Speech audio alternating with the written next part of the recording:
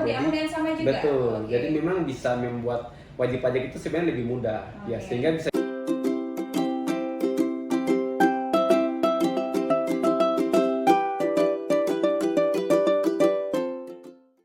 Assalamualaikum warahmatullahi wabarakatuh. Halo kawan pajak, kembali lagi dengan kita dalam podcast ceria.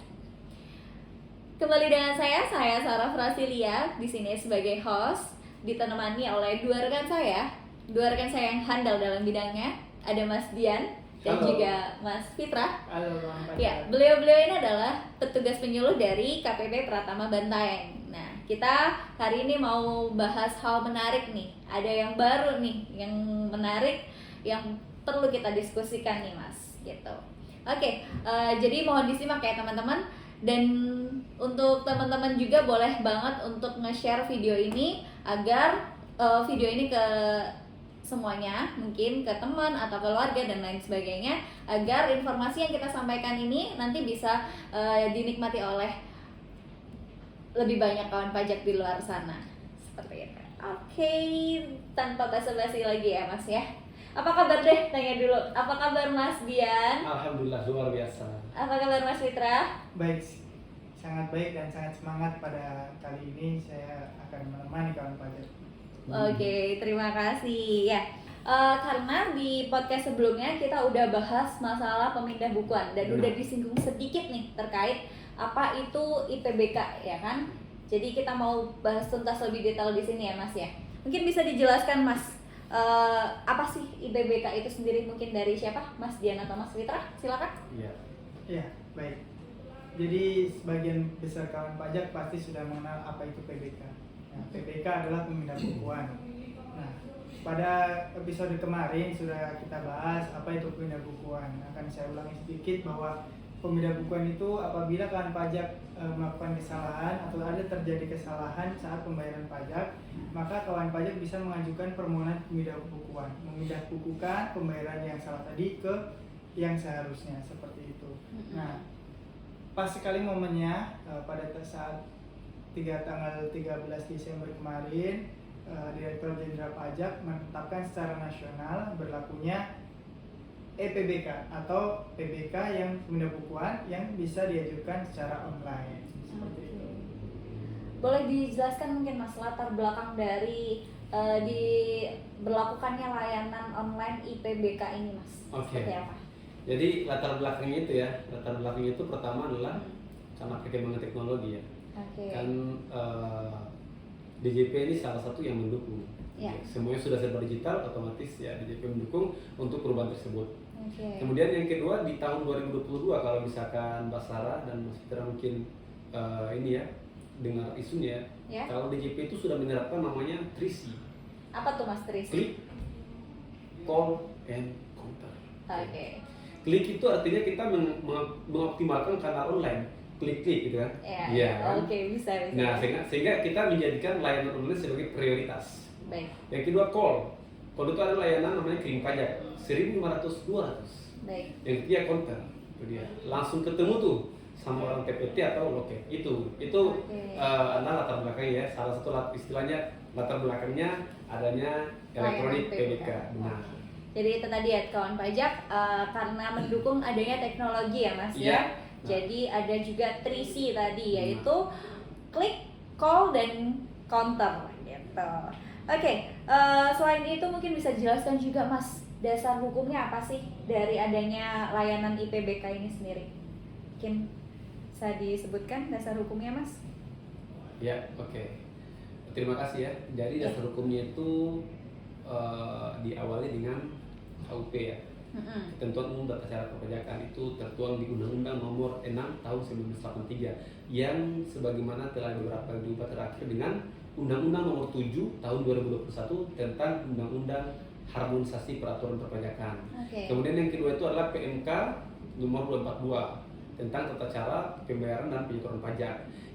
Yang ketiga, Peraturan Direktur Jenderal Pajak Nomor per 27 PJ 2021 tentang jenis pelaksanaan hak dan pemenuhan kewajiban perpajakan secara elektronik, persyaratan dokumen elektronik yang harus dilampirkan, tanda tangan elektronik yang digunakan, tata cara penyampaian dokumen elektronik dan saluran yang digunakan, serta tata cara tindak lanjut atas pelaksanaan hak dan pemenuhan kewajiban perpajakan secara elektronik. Seperti itu Mbak baik. Sarah. Jadi memang cukup jelas ya dasar Iya. hukumnya yang ada 3 tadi ya Mas ya. Benar. Kalau tidak salah tadi saya dengar ada Undang-Undang Nomor 7 Tahun 2021 Betul. terkait HPP, kemudian ada juga PMK Nomor 242 Tahun Iya. 2014 dan juga DJP Nomor 27 Iya. tahun 2021. Iya. Oke, jadi itu teman-teman dasar hukumnya. Nah, kemudian kenapa sih harus segera nih dilaksanakan atau harus segera nih ada layanan IPBK itu kenapa? Baik, Mbak Sarah. Pada faktanya, Mbak, yang kita temui di lapangan, permohonan yang masuk dari wajib kawan pajak semua itu 90% adalah pemidahbukuan. Oh gitu, oh, Iya. cukup banyak Iya. ternyata ya. Memang manusia ya, tidak luput dari kesalahan ya Mas ya. Memang, kalau bisa dikata ini favoritnya kawan pajak ini. Oh iya pemidahbukuan. iya benar-benar. Oke. Jadi 90% permohonan yang masuk ke DJP itu adalah pemidahbukuan. Ya baik. Nah, selain itu salah satu wajib pajak itu kadang bisa mengajukan beberapa kali Mbak 1 tahun. Mungkin ada yang sampai ratusan, puluhan dan Oh dalam mungkin- sekali mengajukan permohonan betul. itu bisa sampai ratusan Mas? Ya, bisa puluhan. Oh bayangkan tuh yang mengerjakan ya. Iya. Pusing ya pasti ya Mas ya. Oke, kita lanjut ke pertanyaan selanjutnya nih. Lalu kalau boleh tahu gimana nih Mas, cara penyampaiannya sendiri itu seperti apa? Cara penyampaian IPBK itu seperti apa? Baik. Penyampaian permohonan layanan IPBK ini bisa kawan pajak akses melalui laman djponline.go. Mohon maaf.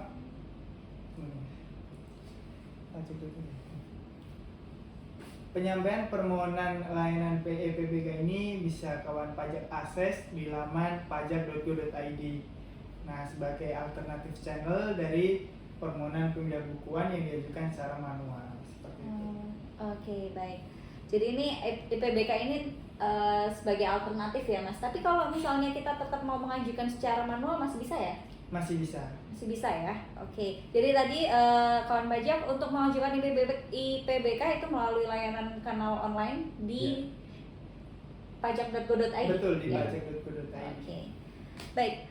Kemudian siapa sih yang bisa menggunakan aplikasi IPBK nih Mas? Gitu. Iya, jadi IPBK ini memang ini Mbak Sarah ya, sudah untuk seluruh wajib pajak, ya, baik itu orang pribadi, Baik. badan, dan instansi pemerintah. Oke. Ya, namun memang sifatnya permohonan ya, permohonan. Jadi permohonannya itu melalui IPBK harus memiliki password di situs pajak yang biasa kawan pajak gunakan tuh untuk lapor online. Jadi namanya DJP online ya, seperti disampaikan oleh Mas Fitra tadi. Sama ya seperti ketika kita mengajukan SPT tahunan, Benar. melaporkan SPT tahunan Iya, ya. di akun yang sama. Oh, di akun yang sama juga. Betul. Oke. Jadi memang bisa membuat wajib pajak itu sebenarnya lebih mudah. Ya, Oke. sehingga bisa jadi nanti mungkin yang awalnya itu pada hobi manual ya, manual PBK nanti bisa jadi beralih ya. Iya, jadi karena berpindah hati ke IPBK gitu ya. Oke, ya benar. Nah, Karena memang semuanya sekarang serba online sih Benar, Mas ya, iya. dari mulai pelaporan, kita Benar. bikin billing juga bisa online. benar. Sekarang permohonan bisa online Benar. juga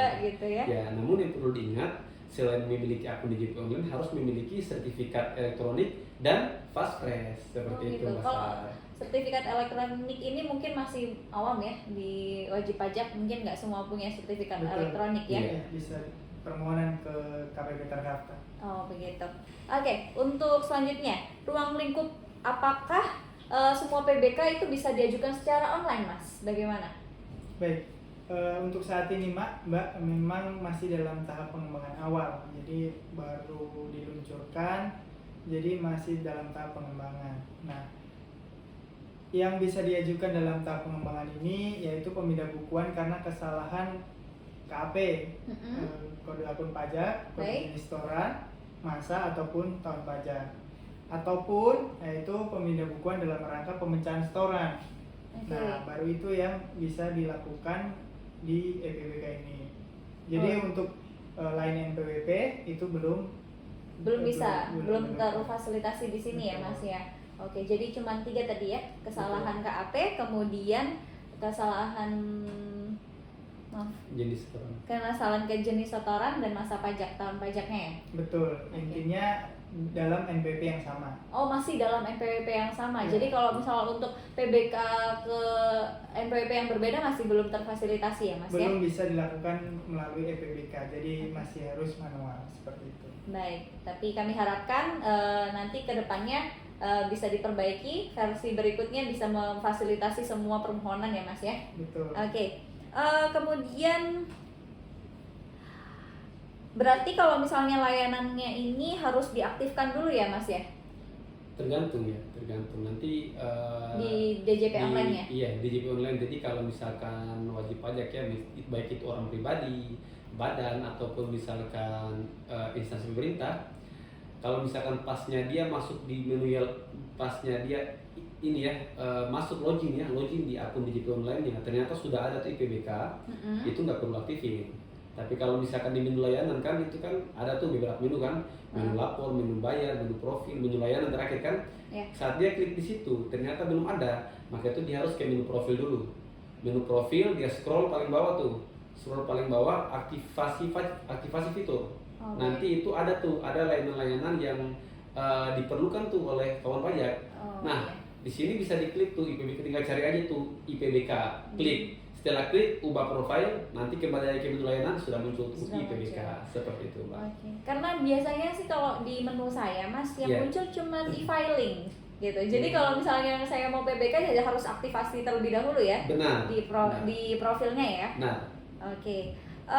Untuk IPBK sendiri ada menu apa aja sih, Kak? Baik. Di dalam IPBK-nya Iya, sendiri, jadi dalam ketik- aplikasinya. Baik. Jadi ketika kawan pajak sudah mengaktifkan menu EPBK, ketika kawan pajak sudah masuk ke dalam menunya, maka terdapat 4 menu, Kak. Apa itu? Yang pertama itu ada menu dashboard yang menampilkan daftar permohonan dari kawan pajak semua, mau yang ditolak maupun disetujui. Nah, yang kedua ada submenu permohonan. Dan Baik. di situ menampilkan formulir untuk pengajuan pemindah bukuan. Yang ketiga berikutnya yaitu ada menu monitoring, Baik. yaitu untuk melihat tindak lanjut dari permohonan kawan pajak yang sudah kawan pajak ajukan. Dan yang terakhir ada menu konfirmasi, yaitu menampilkan detail permohonan dari pemindah bukuan yang sudah selesai. Baik, cukup menarik menunya ya, karena kan dilihat di sini bisa dimonitoring ya, jadi semacam bisa di tracking sudah sampai mana gitu permohonannya ya, Mas ya. Iya, bisa ditindak lanjut, bisa dilihat tindak lanjutnya, bisa dilihat proses progresnya. Oh baik, begitu. Karena yang selama ini kalau manual biasanya wajib pajak itu WA langsung nih Mas ke layanan konsultasi menanyakan apakah PBK-nya sudah selesai atau belum. Tapi kalau melalui EPBK berarti bisa monitoring sendiri ya sudah sampai mana permohonannya ya Mas ya. Betul. Oke, menarik, cukup komprehensif juga untuk menunya ya. Oke, kita langsung saja nih Mas. Ada beberapa pertanyaan nih FAQ terkait dengan IPBK ini. Biasanya kalau IPBK secara manual kan wajib pajak tuh melampirkan dokumen bukti penerimaan negara. Nah, apakah seperti itu juga jika pengajuan permohonan pemindah bukuannya dilakukan melalui aplikasi IPBK? Betul. Jadi pada saat mengajukan permohonan, kawan pajak tidak perlu mengupload ataupun mengirimkan bukti penerimaan negara, bukti store-nya. Cukup menginput NTPN-nya. Oh, Ya. baik. Baik, jadi nggak perlu melampirkan ini ya Mas ya. Biasanya kan kalau di video sebelumnya kita bahas tentang pemindah bukuan kan melampirkan surat pernyataan dan lain sebagainya. Ini tidak perlu ya? Untuk bukti penerimaan negaranya, bukti bayarnya tidak perlu dilampirkan, cukup NTP-nya saja, Kak. Oh Iya. baik, cukup menarik juga karena simple ya, lebih simple ya Iya. Mas ya. Oke, bagaimana dengan permohonan PBK yang selama ini dilakukan secara manual? Apakah ditiadakan? Tadi sudah dijawab, Iya. tetap bisa ya Mas ya? Benar, masih bisa. Masih Tetap bisa, masih bisa. bermohon secara manual. Iya, masih bisa. Iya. Oke. Nah sebenarnya untuk saya penasaran nih, sebenarnya keunggulan dari IPBK sendiri dibandingkan dengan manual itu apa ya Mas ya? Bisa Iya. dijelaskan? Jadi kalau namanya juga secara online ya, Iya. tentunya ada beberapa keunggulan. Mm-mm. Yang pertama itu penghematan tentunya. Ya. Kalau Apa itu? Ya. penghematan kalau misalkan ini ilustrasinya, kalau misalkan Mbak Sarah tinggal di sini ya, Iya. kantor pajaknya misalkan di Makassar, tentunya kan harus pakai bensin untuk ke sana kan? Oh pakai iya, mobil, betul. kan? Otomatis di sini penghematan ongkos iya. gitu kan, pengeluaran Biaya. tenaga juga kan. Biaya, Iya. tenaga ya. Betul. Yang kedua itu lebih menerapkan paperless gitu ya. Karena Oke. mendukung go green. Jadi kan kalau misalkan manual itu kan pakai surat permohonan itu kan kertas semua segala macam kan. Itu dia. Kalau ini kan langsung saja di online. Jadi lebih menerapkan ini penggunaan kertas gitu. Yang Oke. ketiga itu tidak perlu kita tulis permohonannya. Ngapain tulis di ini kan?